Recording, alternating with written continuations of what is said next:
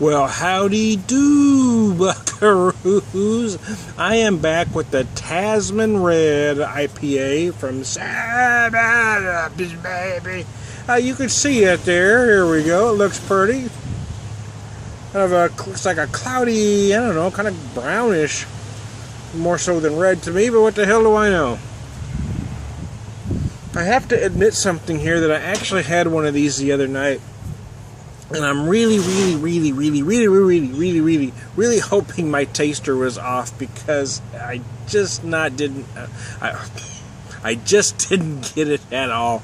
It did not work for me in the least. I felt like some flavors were competing and it just didn't get in the right place. So I'm really hoping I'm just hoping everything was off that day. So let's dive in, shall we?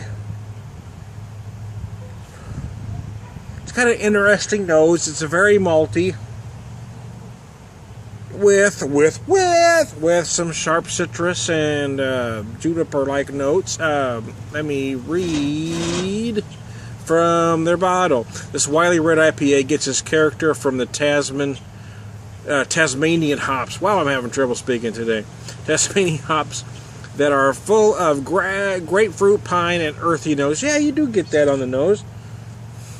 Creating a bold flavor that threads throughout the taste. The hops are balanced by a core of roasty malts that give this brew body and richness with hints of toffee. This flavorful brew is rounded and smooth with a dry citrusy hop finish. Well, I'll be honest with you, I wasn't feeling any of that the other day when I tried it, so let's see if I was wrong.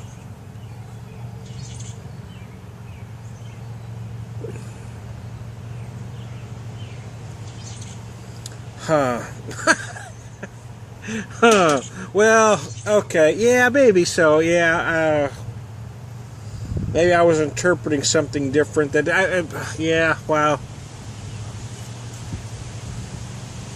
Yeah, I am sort of getting what they're saying now, to be honest with you. I do feel the toffee.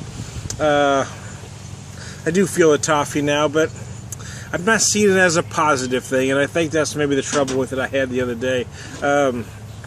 I think it's just not the flavors that I'm personally looking for in a hoppy red ale.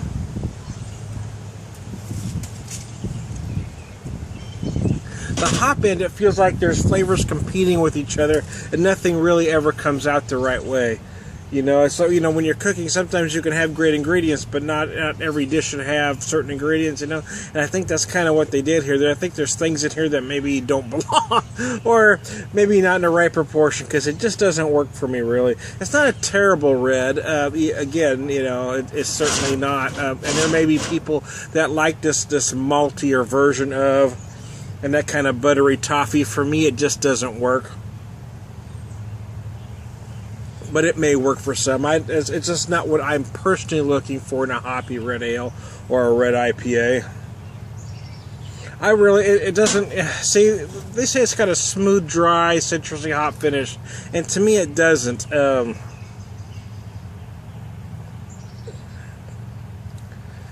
Yeah, it's just not near as crisp as I would like it to be.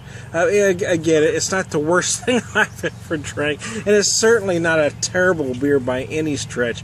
It's just not the flavor profile that I'm personally looking for in a red IPA. So, it's been a hit and miss on this IPA Hopology pack for me. This has really been the only clunker, to be honest. This has really been the only beer that I've had a hard time getting through. I'm not a fan of white IPAs, so the Whitewater, but I actually enjoyed it more than I enjoy most of the style. It was actually good because, I've got a nice spring day here. It kind of hit the spot. The double agent IPA kind of surprised me in a very good way. So it was certainly worth it, even though I've got to get through 4 of these. It just, I don't know. Again, it's not terribly crafted. I don't want to be misunderstood here. It's just not a flavor profile that works for me with this particular style. So there you go. I'm down to Beer Whisperer. I'll see you later.